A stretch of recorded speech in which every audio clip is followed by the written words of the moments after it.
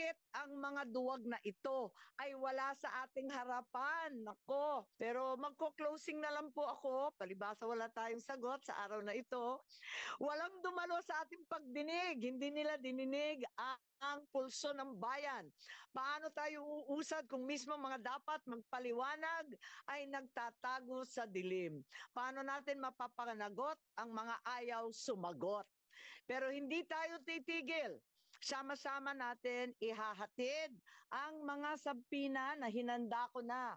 Kailangan kasi pirmahan ng lahat ito ng ating Senate President Chis Escudero.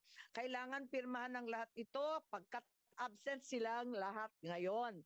Upang kanyang pirmahan, patunayan na ang Senado ay malaya at matapang na naninindigan para sa mamayan. Sambayan ng Pilipino ang masusunod. Tayong mga lingkod bayan mula barangay hanggang Malacanang ay pawang tagapagsilbi lamang.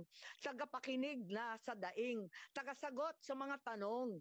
Kung kaya ng isang matanda na may sakit na harapin ang walang respetong pag-aaresto, bakit ang mga duwag na ito ay wala sa ating harapan? Nako, magalit na kayo sa akin, pero hindi ba kaduwagan ang hindi sumagot?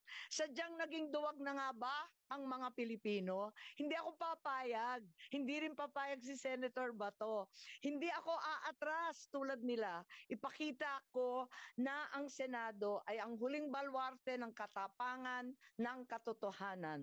Kung ang sigaw ng sambayanan sa ICC para kay PRRD ay bring him home, ang sigaw ko sa Executive Secretary Bersamin para sa mga pinoprotektahan niya, bring them here to the Senate now. Yun lang po. Maraming salamat. With that, I suspend this